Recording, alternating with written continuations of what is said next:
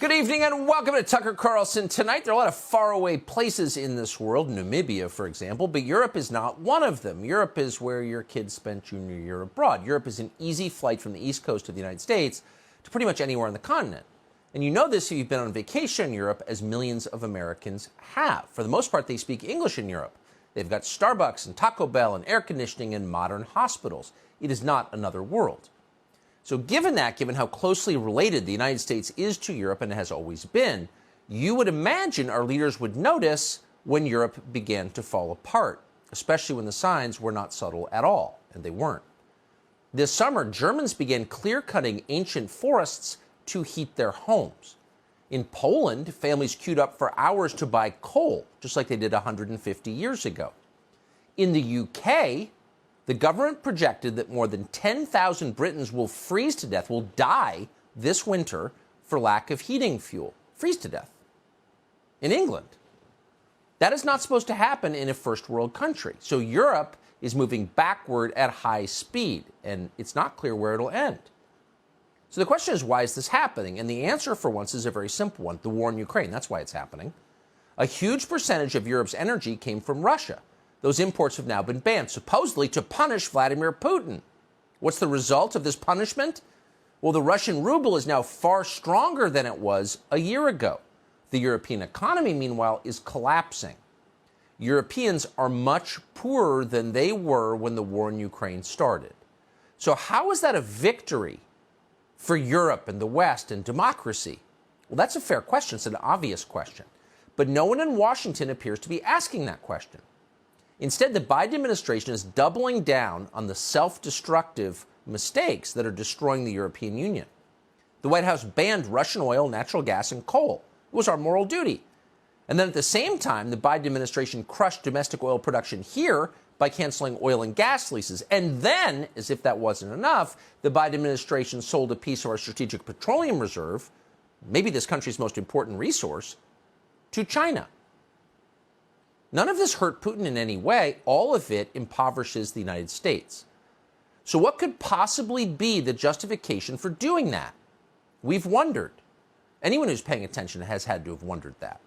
Well, this week, Congressman Jamie Raskin of Maryland, of Bethesda, answered that question.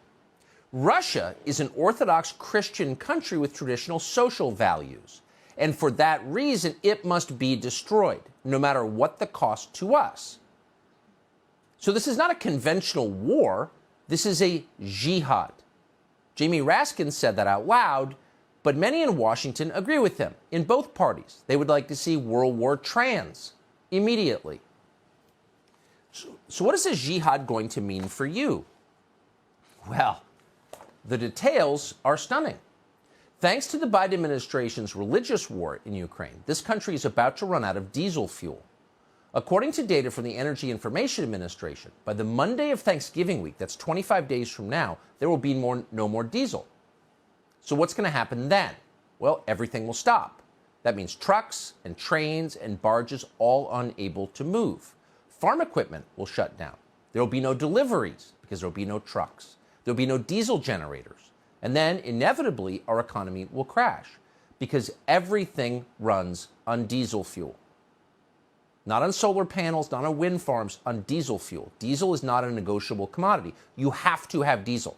Diesel fuel is not just low in this country, it's low in every Western nation that has aligned itself with Ukraine. All these nations preparing for World War trans are running out of diesel fuel. As New York Magazine has reported, the last time there was this little supply of diesel, there were about 3.5 billion fewer people on the planet. Well, that puts it in perspective. So the Biden administration responded, as you know, earlier this year to rising gas prices, which they feared above all because the midterms are coming in 2 weeks, by tapping the strategic petroleum reserves. But that will not work here. The Northeast Home Heating Oil Reserve contains 1 million barrels of diesel in case of emergencies. The problem is that demand is so high across the board that, according to the Washington Post, even if the Biden administration used every single barrel in that stockpile would be empty in less than 6 hours. And of course, it's not just diesel that's running out. Jet fuel is up about 23% in just the last month.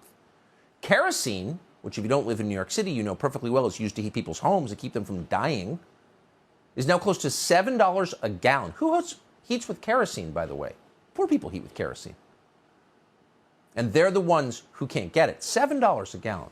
In New England, people are worried about freezing to death this winter. Here's a local Fox report. West Hartford homeowner Sharona Resnick-Kravitz has been paying for oil to heat her home for more than 35 years. I mean, this is New England. It gets cold here. We're cold. Sharona is a widow living on a fixed income. She says before her husband passed away, they shared the bills. Now she is having to make sacrifices. How are you preparing and trying to figure out what can you sacrifice at this point? Food. I go to the grocery store and I'm very frugal about what I buy. She tells me at $6 a gallon, buying oil has become a huge burden. The average home uses 800 gallons of oil per year. That's almost $5,000 at the current rate. This shouldn't be happening in this of all countries. The United States has some of the deepest, by some measures, the deepest energy reserves on the planet. It's our main strength. Cheap energy is the reason this is a rich country. That's the reason. That's why we're exceptional, because we have cheap energy. And this country was energy independent just a few years ago.